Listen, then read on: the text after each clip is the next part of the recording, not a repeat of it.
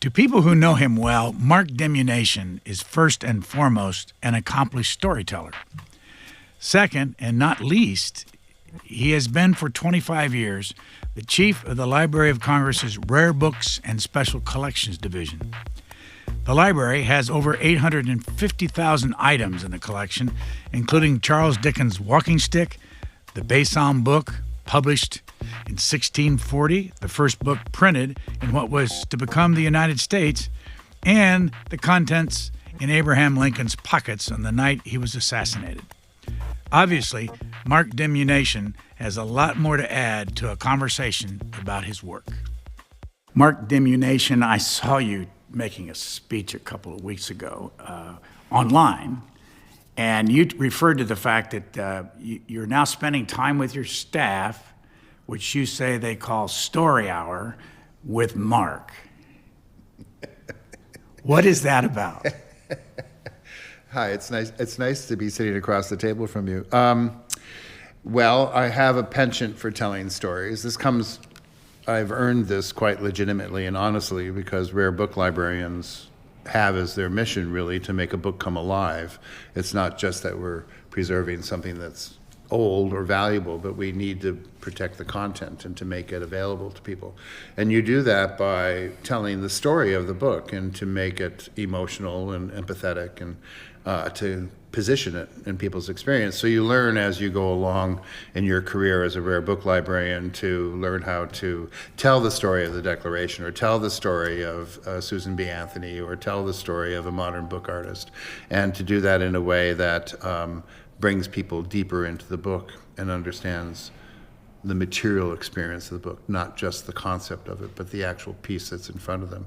So as my career is winding down a bit, I feel like I need to pass on some of this experience, and I tend to slide into this pattern unintentionally oftentimes where a book will be brought in and I say, do you know the story behind this book? And the next thing you know, half an hour has gone by and they're all sitting, and then I sort of say, oh, I'm sorry, we're doing story hour with Mark, and then they go away. So that's what I was referring to. But it is the training for most of us in the field. You know, we have academic training, and we all come in as subject experts of a certain type. But when you pick up a book, you need to know what that book means on many levels. And so for me, it's in the context of a story. Can you remember the first time you got interested in history? Oh, well, that would go back to my childhood, I think. Yeah, there were a couple of things. I had a real fascination for maps that came with the old National Geographic. And I would spend hours poring over them. And a lot of the children's books that I was reading tended to be historical. And I think we went to Fort Snelling or something in Minnesota, and I just got hooked that way. And then as I moved along, you know, my interest, you know, spilled into, you know, debate and speech, and then I ended up doing history as my scholarly work. What town did you grow up in? I grew up in St. Anthony Village, which is right next door to Minneapolis. It's actually the little sliver between Minneapolis and St. Paul. What'd your parents do? My father was an engineer, a pneumatic engineer. My mother worked for electrical contractors, among other things. She's a very unusual woman for the 50s and 60s, in that she was working early on in a position. They're very typical, I would say, to first generation children of Ukrainian immigrants who come in as peasant farmers, and the next generations are doctors and engineers, and they were very much in that ilk. Yeah. Has anybody ever asked you where the name Dimunation came from? Should I tell you what my father taught me to say? Ask me where my name came from. Where did your name come from, Mark? My father. Where did you get your name? My name is Ukrainian, or at least a transliteration of a Ukrainian name. Do you have family there now? Well, you know, that's an interesting question. Our family's arrival, at least on my father's side, was sort of cloaked in mystery is probably too strong a word. We just didn't have a lot of information. And there was something about borders being straightened and they lived in Manitoba, but they ended up being naturalized as Americans because they were right at the border of Pembina, North Dakota. But my father had trouble volunteering during World War II because they couldn't establish his arrival. So there was something. My brother recently, when going through my father's papers, came across a document that had the spelling of our name that was very different, much more Ukrainian, like with Z's and H's that we didn't have. And when I searched that, I realized it wasn't such an uncommon name. So we're just in the process of trying to figure that out. During a period like this where Ukraine is in the news every day, does that have any impact on you? Oh, it has tremendous impact. Raised as we were in a particular way in Minneapolis, much of my youth was spent, at least part of the time, in a Ukrainian community, and it was a church that was ethnically identified, and so there is that whole culture that you are raised with, and so you come out of that experience almost a hyphenated American. By that I mean a Ukrainian American, although our family was less so than others. But there was always that empathy, and of course, the understanding of where my family came from and the struggle that they went through to make it where they were. So yes, it's very moving and challenging for me on many levels. It's very upsetting. Why did your parents come to the United States, or were they both Ukrainian? Everyone's Ukrainian. It's their parents that came. That's sometimes the question, is whether they came or were born. That's the issue, we don't know. My mother's branch went to Manitoba, and my father's went to Winnipeg, and my father's branch went to right near the border. The Dimunations were wheat farmers. The Dehods, which was my mother's family, was a stonecutter, and developed his trade in Winnipeg. You talked about looking at the maps early in your life. What did you learn about history in high school? Well, I was lucky enough to be raised in a period of time where they were still teaching history in high school. I mean, it may have been, a privileged notion of history, and certainly there wasn't a lot of variety in terms of whose experience you were learning about, but certainly there was an emphasis on understanding the story of the march forward from Europe through the American experience. You often hear these interviews with people on the street now asking them fundamentally basic questions about America, and you're just stunned that people can't answer them. So I grew up with a fairly traditional, hardcore, not just memorization, but conflict and interest kind of approach to history, both American and European. So, and then my own involvement, I would say at the time, since I was one of those kind of high school nerds, which was speech and debate, kind of reinforces that emphasis on current affairs, understanding where things came from and how they've changed. And so I was very involved in that. Were you on the debate team? I was indeed. Think back, what debate in high school do you remember the most? And what was the subject? The subject was whether or not the American government could participate in unilateral intervention.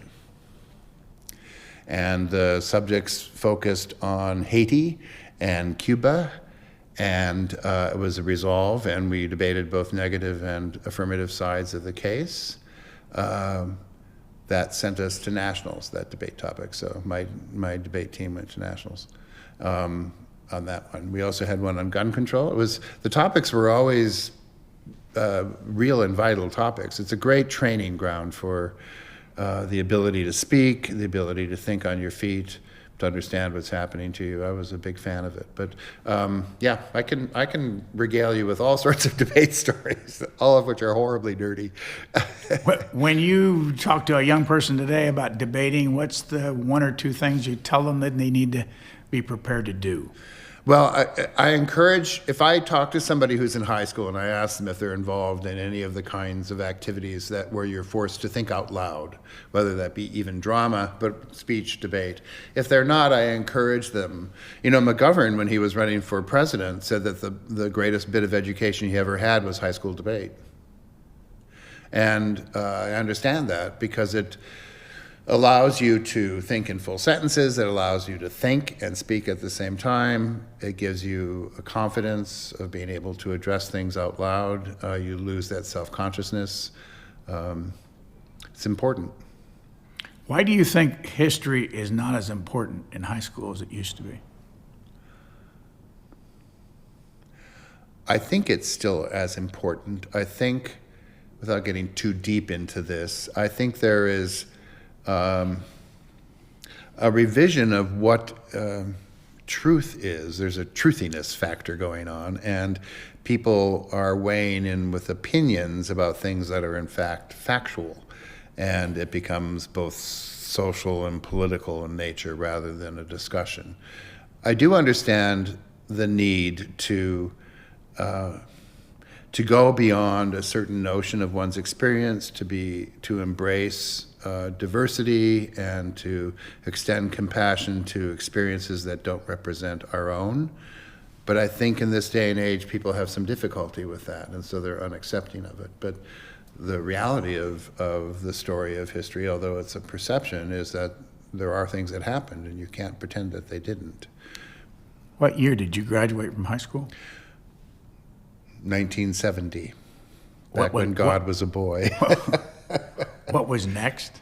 St. Olaf College in Minnesota, a nice liberal arts college, Norwegian Lutheran, although I was neither of those. I went in part because they had an experimental program called Para College, which was based on tutorial, free study forms, no classes, some seminars, a general exam and an advanced exam and a senior paper. So it's sort of a mix of a little bit of Summerhill back, if you remember back then, and a lot of sort of the Oxford system. And then I did spend time in Oxford as well because of that. So, if we would have asked you back in those days, do you think that you'll ever spend 25 years at the Library of Congress in the rare book division, what do you think you would have said? I left St. Olaf College to go to graduate school to become a professor in American history. And I think, one of those small moments that become a decisive moment, although you're not aware of it at the time, is that I chose the library as a way of a part-time job to support myself while I was a graduate student. And at first it was routine, but then I moved into the Special Collections Library, and I started working with acquisitions, and I started to see the whole process. And I realized that as much as I loved being an historian, there were aspects about building collections and working with the materials that were much more interesting to me than the kind of writing and the sort of blood on the floor experience of writing for academics. And so I found myself in the first form of, on the floor training to be a rare book librarian. And at one point I finally decided that that's really what I wanted to do. So, early books that have never left your memory? Oh, well, there are quite a number of them.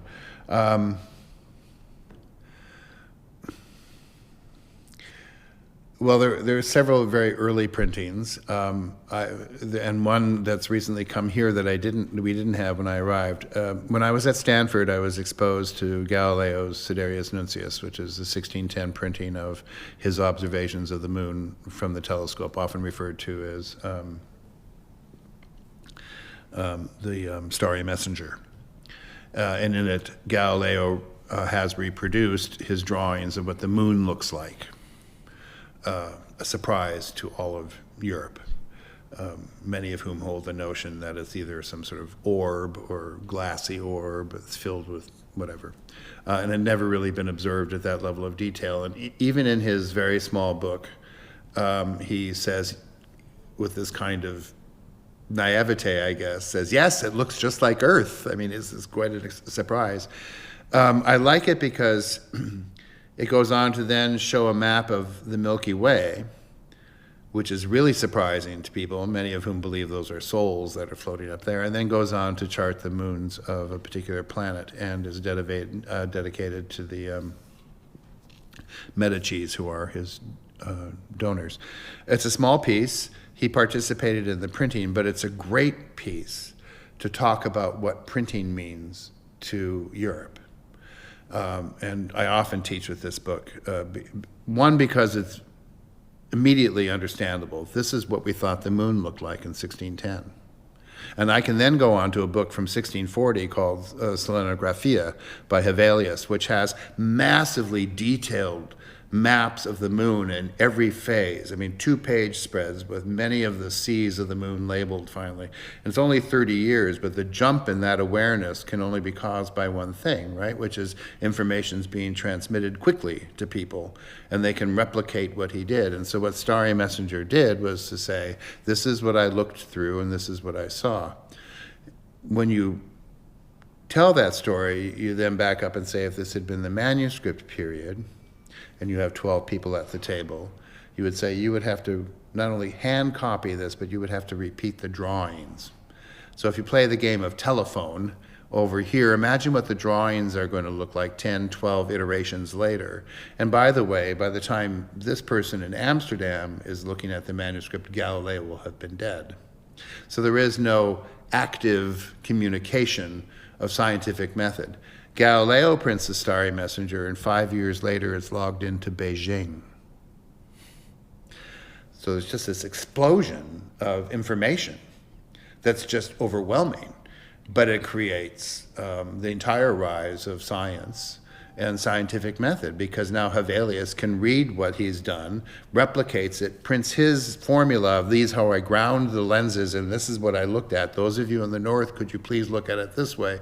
And you suddenly have a dialogue where information just compiles quickly. So that book to me is meaningful because it connects me to that moment when knowledge exploded because of an ability to communicate, but also it's a beautifully naive book in its own presentation. It's very simple. And our copy here, which we acquired luckily a few years back, has never went to a binder, so it's much more the piece of printing that came off the press. It's just in a wrapper. There are inky fingerprints all over it. There's a bump in the printing of the image. It's very much a kind of workaday piece, but it changed the world. So I have moments of these along the way. Another, frankly, has been always having access to a copy of the Dunlap printing of the Declaration, which isn't that old, really, but it's a material, physical representation of a moment that, clearly influences us to this moment, and has great electricity for me. There are other books. There's a printing of a printing by Aldous. They're called Aldine's printer that crosses over from the 15th to the 16th century.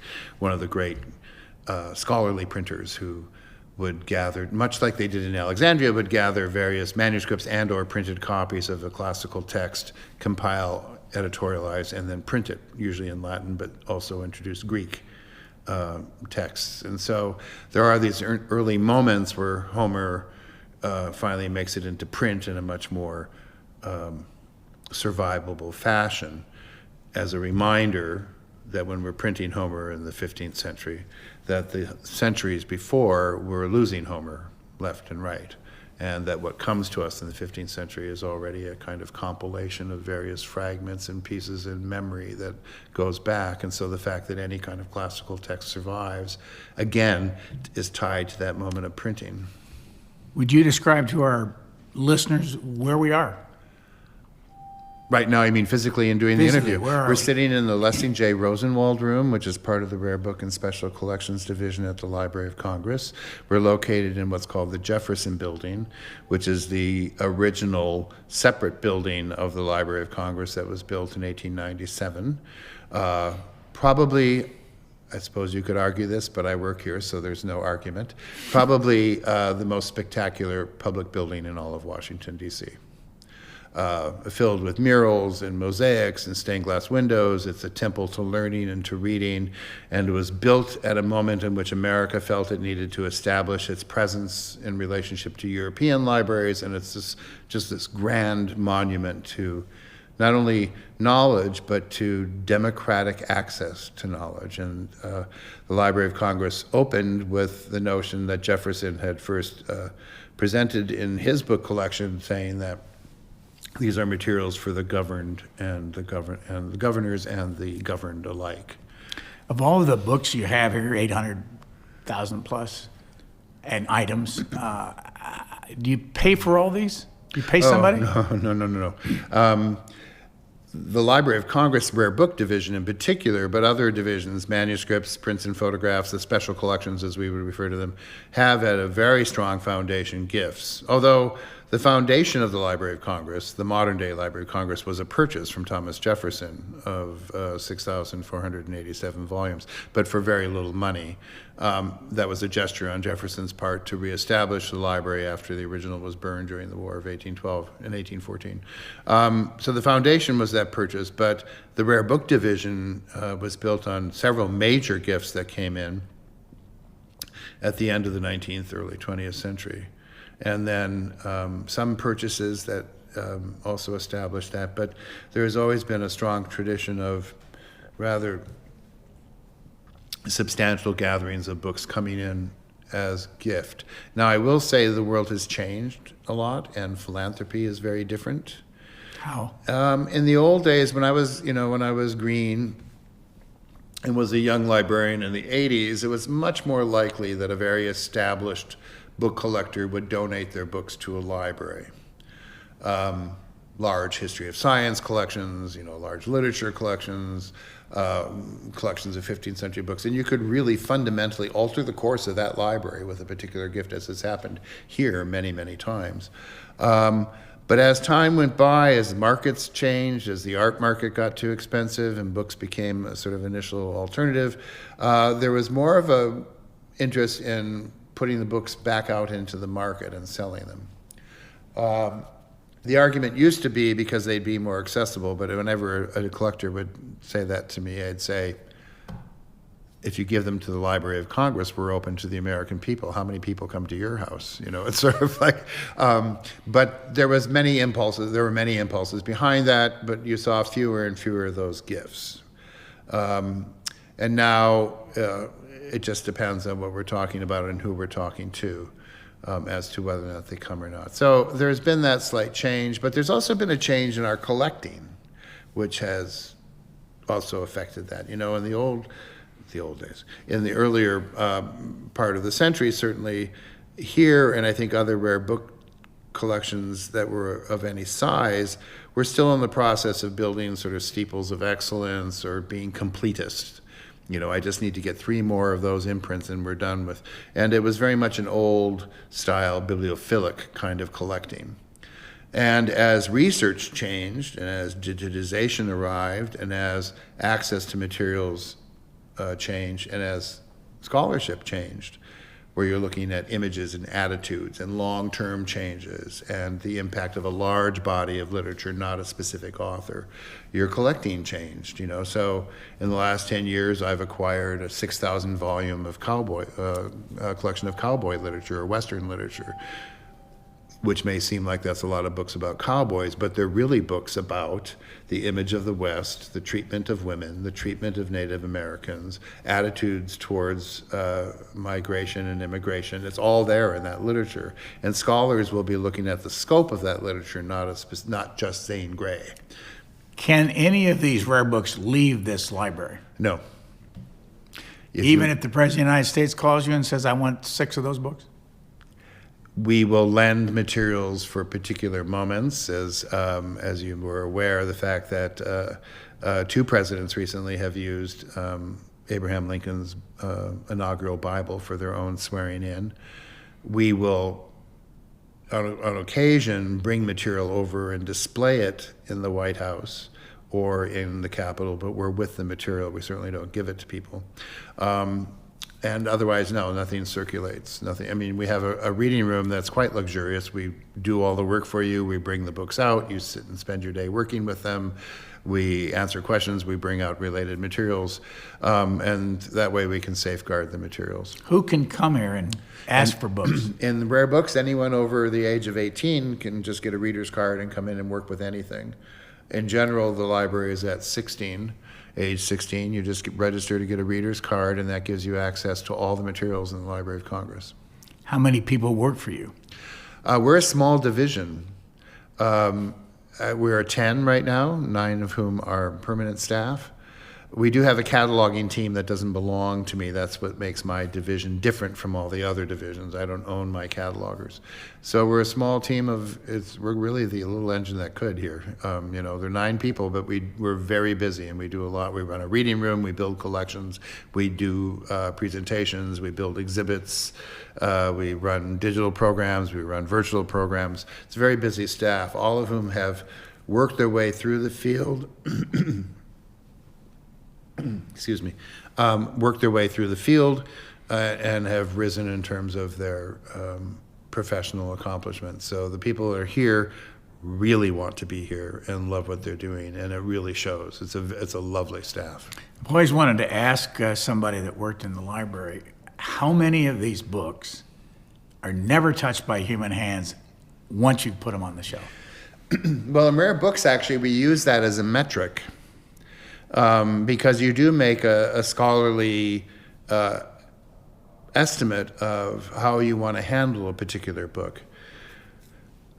We're not building a collection for immediate or short-term use. Many of the books that I'm acquiring now won't have the impact and or patina that's needed for a good 6, 7, 8 decades from now. But when they're needed, they'll be here. So there is that aspect of collecting. But for those that have already emerged as antiquarian books that are old already, even then there are materials that will only be occasionally used. So when I say we use that as a metric, one of the things we have to consider as we're going through our holdings and making sure that we're treating books properly, that they're housed properly, that the bindings are cared for. Older books, especially in some periods rather than others, their bindings break off, they're inferior materials, they've been handled badly. Children's books are a perfect example. They never come to you in any kind of condition that's worth saving. Bibles are often worn out.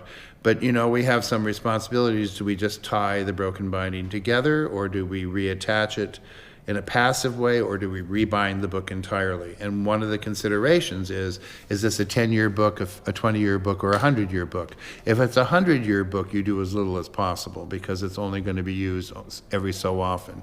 If you have a sense that this is going to be used regularly, then you go to greater lengths to make it a more workable, hardy kind of intervention. And so we do take that into consideration.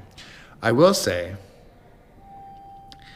all of these things are subject to whim and change. And a perfect example is, I would say, about 10 years ago, we were trying to create some space in the rare book vault. I was very much against the idea, although there's nothing wrong with it, but I was trying not to send books off to remote storage because of the nature of my collections. So I was pulling books that were really very modern, or I wouldn't have necessarily have entered them to our collections by myself, but there they were, or books that I just knew were never going to be looked at.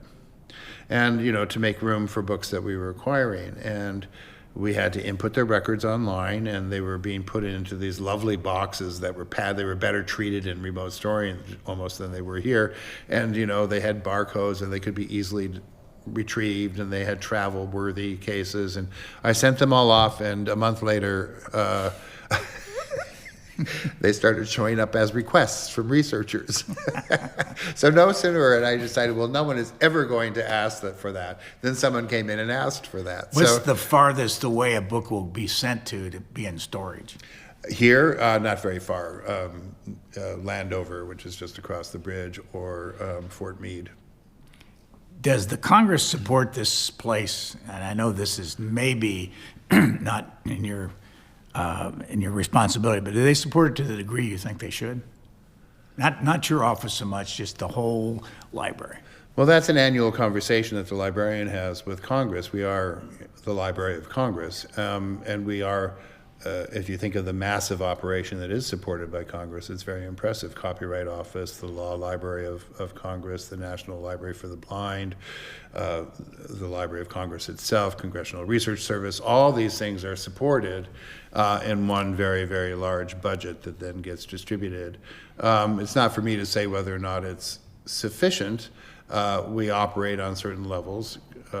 Those of us who are in the business of buying books, could we use more money? We could always use more money to build a collection. But we also provide services, some of which are very expensive. Digitization is not an inexpensive thing to do. And although it seems very straightforward to the outside world, it takes some time. We're never really going to have all 180 million items digitized. So How much of rare books are digitized right now? it depends on where and when you're talking about. The Rosenwald collection, for example, this room is called the Rosenwald Room. It was named after the donor who gave us a significant collection on the history of the illustrated book, going back to medieval world. So almost all of the nature of history of science, history of literature, architecture, anything that ever got illustrated in a text is in that collection. Who was Rosenwald? Lessing J. Rosenwald was, the Rosenwald family owned Sears Roebuck.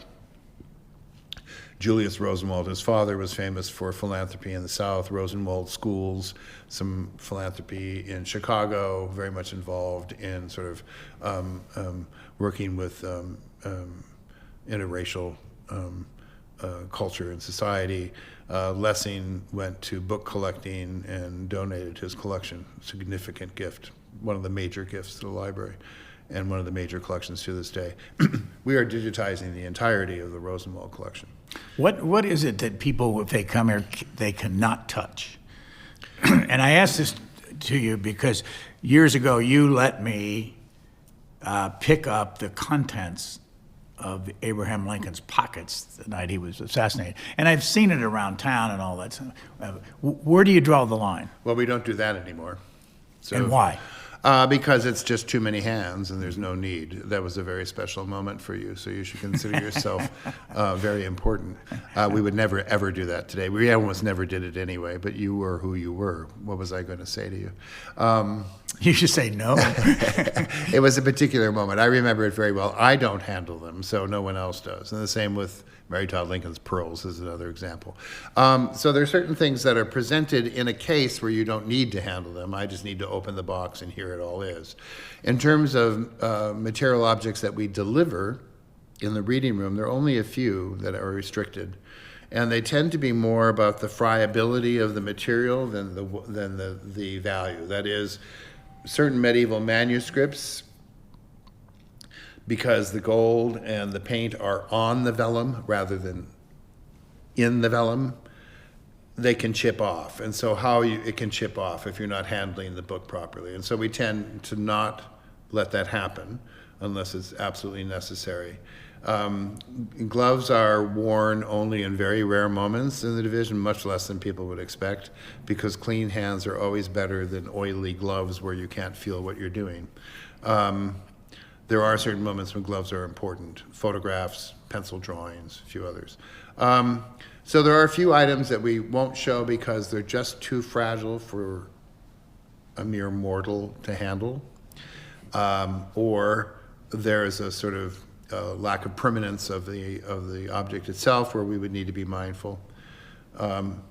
What about Charles Dickens' walking stick? Well, that's been out on tables for years. Where'd you get it? It came as a gift from a family member. Interestingly, you'd never think this would happen, would you?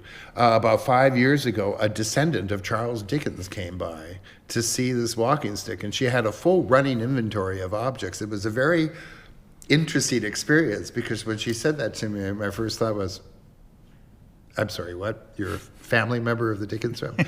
But she was doing a kind of inventory of holdings. So, yeah, that's we don't have a lot of those materials. That's a little. You're participating in that kind of fetishistic sort of thing. But that's an interesting thing to document. There are certain people who achieve such an iconic status in their own culture that this kind of a reliquary gets developed, clippings of hair, snippets of clothing. What hair do you have? I have James Madison. This is a question you would never normally ask anyone. What is it? Yes, we have James Madison's hair. The library has quite a number of hair clippings. Actually, a colleague in the manuscript division and I often joke about doing a hair exhibit. Jefferson's hair. Why does that matter? That we have the hair? Yeah. Well, in the Jefferson case, if it had been any more active, we might have been able to establish paternity, but as it turns out, it's not. I think it stands as a representation of how people commemorate things at a certain moment. So the example we have, which is James Madison's hair, we have two lockets painted by Pierce, I think.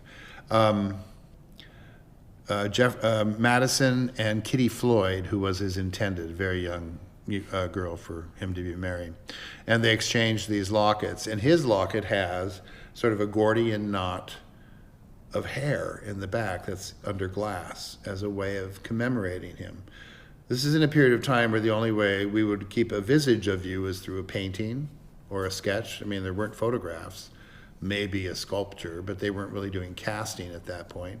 And so you would commemorate people's existence through these bits and pieces. And in this case, she ultimately rejected him, and both the portraits are here, and he went on to meet Dolly. But it was, so that's kind of a remembrance, a very personal remembrance. So it's important that way because it tells us a little bit about how a period of time deals with commemoration and death and intimacy and love. Other cases, there are these rather spectacular albums of hair that are kept by family over generations. They're all kind of tied up in these elaborate sort of knots, and it's just a way of commemorating. It's not quite as odd as it may sound in normal conversation. If I was in a meeting with you and your staff, at what point would they say, "There he goes again"? Probably the hair discussion here would be an example. But what is it that, well, let's start with this. What is it that would irritate you about discussing the whole responsibility of the rare book? Oh, it would never irritate me. I mean, that's not the source of it. It's just people have work to do. So I become this old guy, and they bring in a book, and, they're younger, and I've been here for a long time. So when I'm less able to go into the stacks as I used to be, so now books are brought to me, and so I casually ask, have you ever played with this book, is usually what I do. You know this book? And if they do, thank you. No? Well, let me show you why I'm paging it, and that can evolve into either a short or a long story. But that's... If you had to go in, and I know these are simple questions, but if you had to go into the collection and somebody says, Mark says to himself, you say to yourself, I got 2 hours, I want to read a book in here that I would really enjoy, even though you might have read it before, what would you pick? Well, reading is a particular kind of experience as opposed to holding something of historical importance. Some of these are going to seem odd. The Federalist, which we call the Federalist Papers. You would read that now. I would, because it's still utilized in court cases to this day. Let me interject that years ago, probably before you got here, I interviewed, I can't think of it, you'll think of it, the great books guy, Mortimer Adler. And the reason I interviewed him, he had a book called How to Read a Book. Uh-huh. And I want to ask you the same question. If you were advising younger people or even older people on how to read a book, what would you say? Well, again, I would have to start by saying, what kind of book are we looking at, and who are you? If you're go to the book, say the Federalist Papers. How would you advise somebody? Okay, so, and as an historian or as a rare book librarian, I look at it very differently than somebody who comes in and wants to read the content of the Federalist Paper. So for me, I would first pick the book up and look at its binding. Has this gone through hands without being altered in any way? The closer I get to the actual experience, the better sense I have of what it may have been like for somebody to read this while the Constitution was being debated in New York, for example. And then I open it up. Now, our copy immediately throws a moment in this conversation would explain why you read a book in a particular way. So rather than skipping everything, going to page 1, I open to the front cover. This is what I would teach a rare book librarian. What's there? A couple of book plates, there's some handwriting there. Whose handwriting is it? Well, there's a note here saying it's Thomas Jefferson's handwriting. How did we get Thomas Jefferson's handwriting? Well, you go to the title page and you realize, very much out of the musical Hamilton, the Schuyler sisters delivered this book to Thomas Jefferson while he was in Paris. So now we know that we have not only a book about the arguments for defense of the federal Constitution, but it's Thomas Jefferson's copy.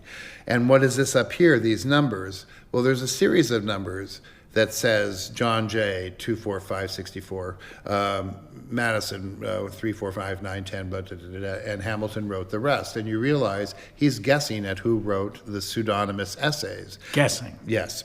He doesn't know. He doesn't know, but he's right except for two pieces that are debated by everybody. So he's spot on. What are the two that are debated? I can't remember the numbers, but we oftentimes, when people say, how do you know it differs? And they'll say, because we're the Library of Congress and we happen to have James Madison's copy of the Federalist, and he's initialed every one of them to tell us who wrote, and they agree on everything except these two, and it's the two that scholars sometimes say may have been written by more than one person. So I just can't, the number escapes me at the moment. So now we haven't even read a word of this, but I'm already in the debate in a moment in which I've now been invited to the mindset of, these aren't just arguments for the Constitution. It's important for me to know who made these arguments. Hamilton isn't all that popular. One of the reasons at certain moments, one of the reasons we went to Publius as the author is so that you wouldn't be hung up on the fact that Hamilton wrote this, and to remain anonymous in that way. But so you then start in, then the reading begins, and that's the moment when I would say if somebody was a curator in American history, you need to do this, because the arguments that are being made here were immediate to the time. And the reason the Bill of Rights emerged and the reason other things came about is because of some of the arguments that are being made here at the time. And if you want to talk about what it was like to form a government in this period of time, you need to have a fluency of these issues. What would be your second book that you'd pick up and read?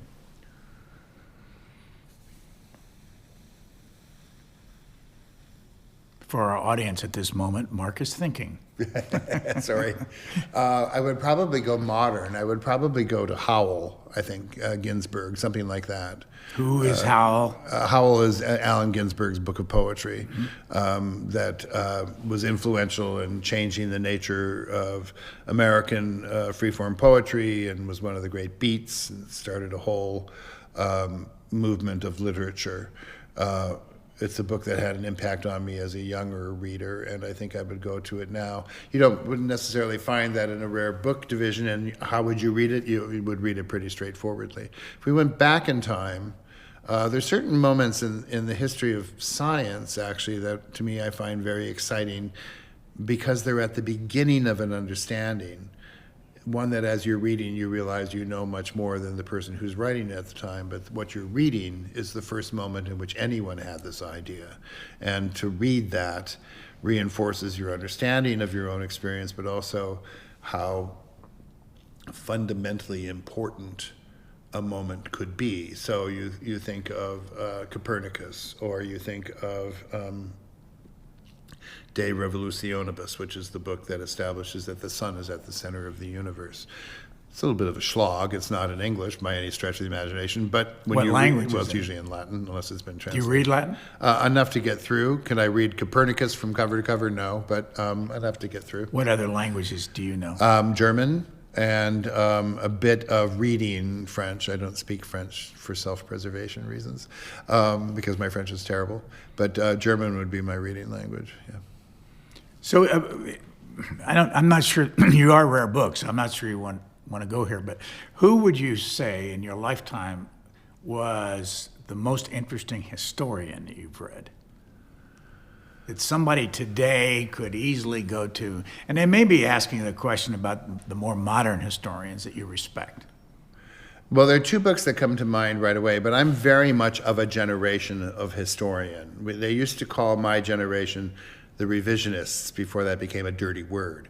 What we were revising was drum and trumpet history and moving away from, wars and white men and moving to the history of childhood and the history of social interactions. Martin Duberman's Black Mountain, the history of Black Mountain College, was really influential to me, because he was the first to introduce his own subjective reaction to the story he was writing. And so in the midst of this history, which was complicated and had to do with advanced notions of literature and history, but also a sort of more fluid notion of identity and sexuality all kind of playing out in this college. Duberman would stop and in the middle talk about his life and how this bit of business angers him, or how he doesn't understand why this person did or didn't do this. So he's having a conversation with the history as you're reading along. And it took the sharp edge off of authoritative history for me and made me understand that history was a dialogue and an experience, and that when one researches, that you arrive at an understanding through your own filter. You have to be very careful that you don't tell somebody else in a very righteous way, you will see the world the way I see it because I see it that way. And that was really instrumental to me. I am a child of the Hofstadter generation, Richard Hofstadter, yeah. I don't know, I haven't read him in decades. I don't know. Who was he? He was an American historian at Columbia, active in the 50s and 60s, wrote fairly influential revisions of understanding of how power is developed and arrived at in America, the rise of the middle class, that sort of thing. And then there were more activist or social historians that I would have read, but those two are certainly Winthrop Jordan in a book called White Over Black, who was actually a professor of mine at Berkeley. That was the book that broke. It's a book that would be interesting for people to talk about today, I would imagine, given the current conversations about race, but it's a book that actually traces the origins of racism back to Europe and the confrontation with the other and how slavery evolved, and this wasn't just economics, it was in fact. What do you read today? Well, today it's a lot of workaday reading, which, you know, that may sound funny, but I read I read all the current biographies of the people whose papers I have, you know, so the current Jefferson piece or the current Washington book, or I try to read social history about movements and literature. Most of my reading is work-related. I do have a stack of novels that I plan to read when I'm old, but I'm not there yet. So I try to keep up, in part because we need to be able to predict how our collections will be used. And so when I'm reading how somebody is writing about Jefferson and the sources they're looking at and how they use them, it makes me think, you know, we probably should build the collection here, because what they're doing is looking at the economy of certain kind of industries that Jefferson brought to his plantation. But do we have enough information about those, like nail factories elsewhere? 2000, I think it was. Tell me if I'm wrong. That you started building this exhibit that is permanent here, the Jefferson Library. Yep, Explain that. 1998, I arrived, and they were asking us to propose projects to help celebrate the library's bicentennial in the year 2000. I told a bit of that story about the Library of Congress is built on the purchase of Thomas Jefferson's private library after the original Congressional Library of 3,000 volumes was destroyed by the English when they burned the Capitol. And it seemed like that was a worthy project to look at, in part because in 1851 there was a fire in the Capitol, and the chimney flew, and 2/3 of Thomas Jefferson's original books were destroyed.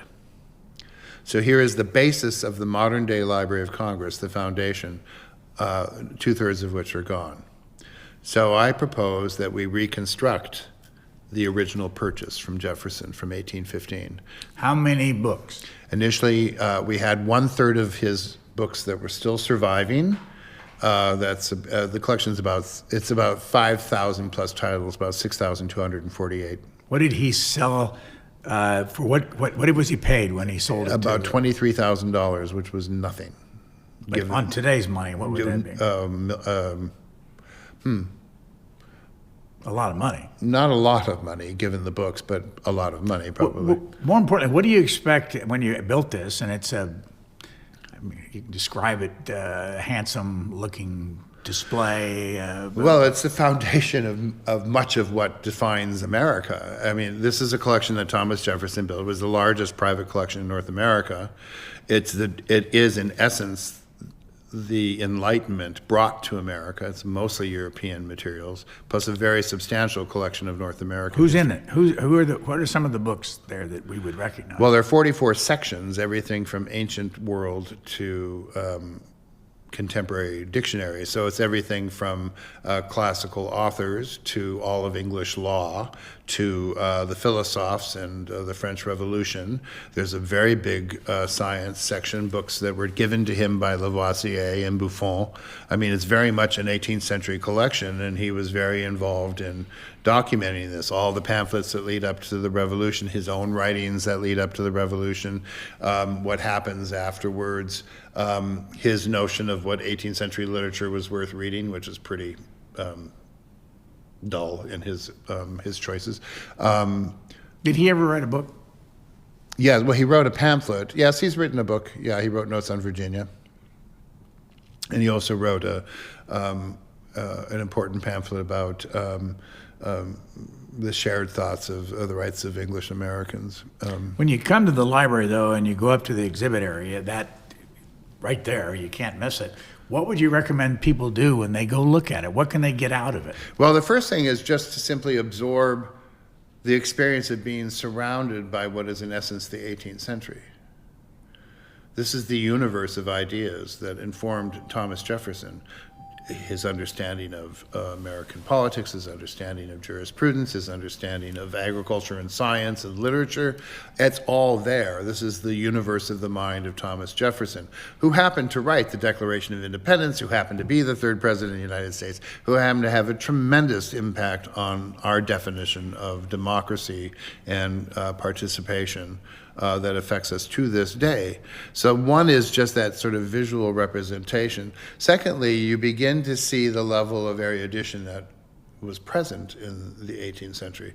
I mentioned the 44 chapters. It starts with ancient history. It goes through all the histories up to the contemporary, natural history, all the sciences, law in all of its aspects, and all of its hierarchy.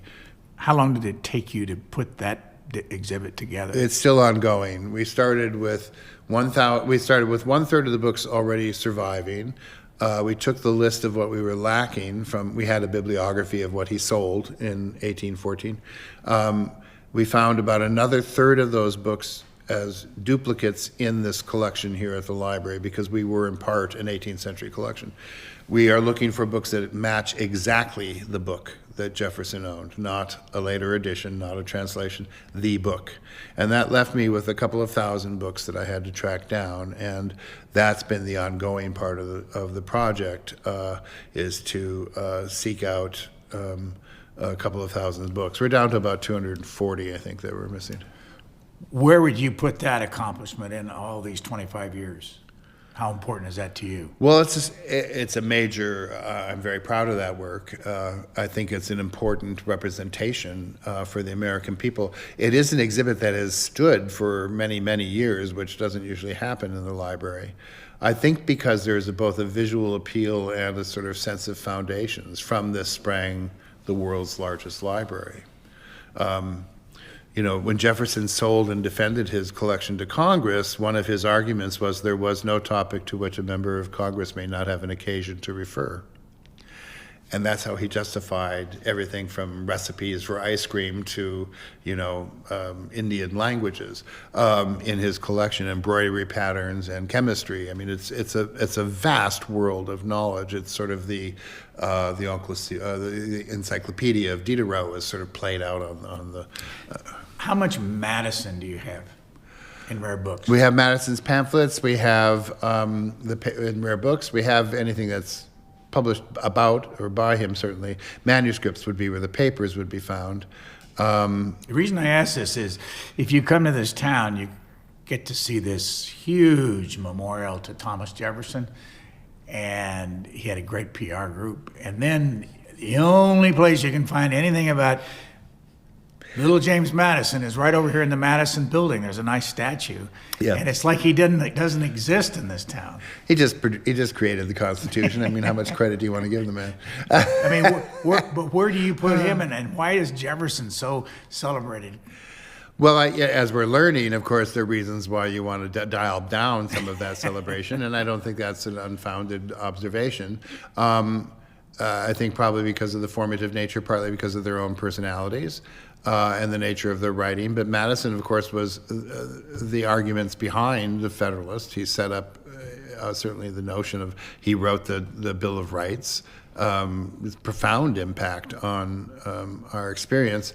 I can't say why at a certain moment of time he wasn't recognized, other than that he's not slighted here. He just doesn't have a big stone monument in DC. You're a Broadway showgoer. I am indeed. And the reason I mention that is if you probably ask kids in this country, 15 years old, who's the most famous founding father, they'd say Hamilton. Yes. What do you think of that? Well, it's not just an iconic representation without understanding. This is why that musical is so important. And the clue to that is, I had a teacher once apologize because a student went off in this long rapture when I was showing this copy of, in fact, the Federalist that I was describing to you. And on the title page, it does say, given to Thomas Jefferson by Elizabeth Schuyler Hamilton, through her sister, The wife of Alexander Hamilton, through her sister Angelica Church, who's Angelica Schuyler. And those who are familiar with the musical know that there's an opening number called "Work," in which the Schuyler sisters, Angelica, Eliza, and Peggy too, come out and they sing about what's happening, and when she meets Thomas Jefferson, she's going to suggest that he puts women in the second edition, and it's all this kind of stuff. But it's very learned. And I read off, as you'll notice here, this is from Elizabeth Hamilton and Angelica, and he went, Angelica Schuyler Houston, then turned to the class and said, Hamilton wrote most of the Federalist Papers. Madison wrote the other part of it. John Jay only wrote a few essays. But Hamilton, they all used it and told the entire story of the Federalist, all of which had been learned from the musical, not from me. So there's content there in a way that isn't just a sort of iconic pop culture figure. They understand who he is, and they understand how he operated. And if you haven't seen the musical, or if you haven't followed the lyrics, one reason people sometimes have difficulty with some of the musical is because what they're talking about is very thick and heavy. I mean, they're talking about what's happening in the room, in the next room, and it's all about negotiations between what the trade-off is for moving the capital here in relationship to the Treasury. And it's not the kind of thing you sing about on Broadway, but it does there. So yes, I would say you're quite right. That would be the one. Here's another thing. 20 years or so ago, I think it was 2000, they put a statue of George Mason down around the tidal basin. It's hard to find. It's tucked in the back. But you can't find, that I know of, a statue of Hamilton anywhere. There's one in New York. I'm talking about here. Oh, well, he's a New York kind of guy, not a Washington kind of guy. So, yeah, I'm not the one that determines who gets, Well, I know, but again, although there is a statue for Taras Shevchenko, a great Ukrainian poet. So, what can I say? Where's that? It's near DuPont Circle on P Street. So, looking back on your career, have you ever thought about trying to write a book for the average person about what you've done? Well, I used to teach at Rare Book School at University of Virginia every summer.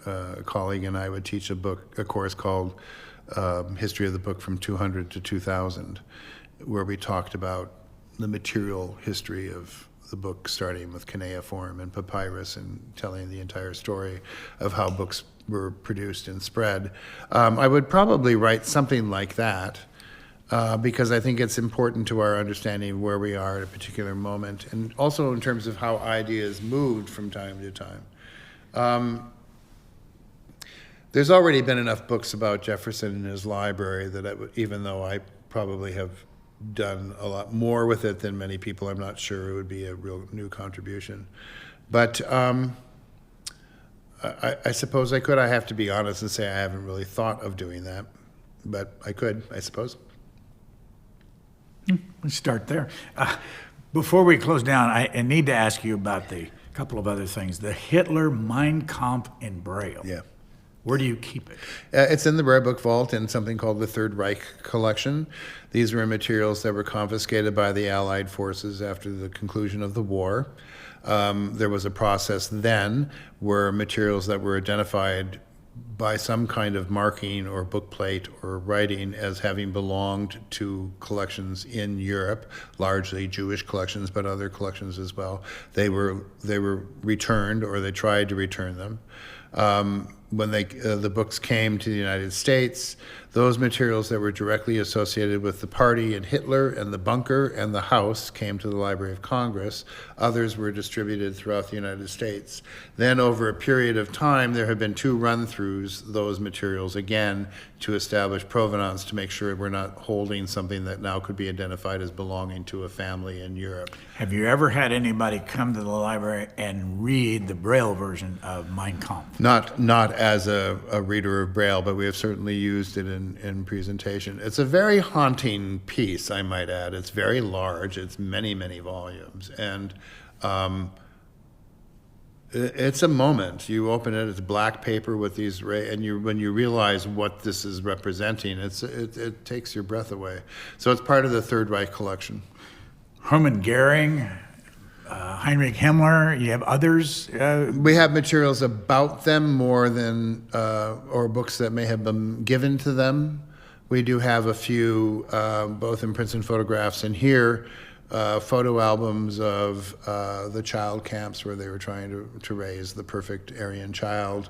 Other things. We do have some strategic war maps that were found in the bunker that are here. They're not personal papers as much as they are the detritus of what was left behind, but it's enough that's significant. We even have some Eva Braun material. So, where do you keep the Woodrow Wilson books? Everything is kept in our vault. How many books do you have of his? That's a sizable collection, I would say. Well, there are some that are on display, actually, in the Woodrow Wilson room. Those tend to be books that relate to his teaching of history and his post-presidential period. Several thousand books, a lot of honorary certificates and gestures from Europe after the war, that kind of thing. But we're going to have to wrap it up, but I want to ask you this. What question are you asked the most over the years in your job? Mostly by outsiders. Because you meet with a lot of students, a lot of people. There are a couple of constant questions. The Gutenberg Bible often comes up in any number of questions. I'm happy to answer because it helps situate the book in an intelligent fashion. We get the kind of predictable question of the smallest book in history, the most expensive book, that kind of thing. We tend not to answer it because we don't deal in value so much here as we do importance. That kind of covers the waterfront, actually. There's some odd moments here and there, but it's too lengthy of a story to go into here now. But if we do, it will be a question about value, or they'll ask for something that doesn't really exist. The Book of Secrets is a perfect example. Is there a Book of Secrets? No. Story. So that's it. But oftentimes it's a book is put in front of somebody and they're not quite sure to do with it, and the first question that comes out of their mouth is a very straightforward, simple one, but it's an entree to the book, so it's an important question. Our guest has been storyteller and chief of the Rare Books Division of the Library of Congress, Mark Dimunation, and we thank you very much. Well, thank you. Over the years, it's been a pleasure doing this with you, and this is just one more example of why it's such a pleasure. We'll be back to talk after you get your book out. Okay, it's a deal. Thanks. Thank you. Thanks for listening to the Booknotes Plus podcast. Please rate and review Booknotes Plus, and don't forget to follow so you never miss an episode. Questions or comments, we would love to hear from you. You can email us at podcasts@c-span.org.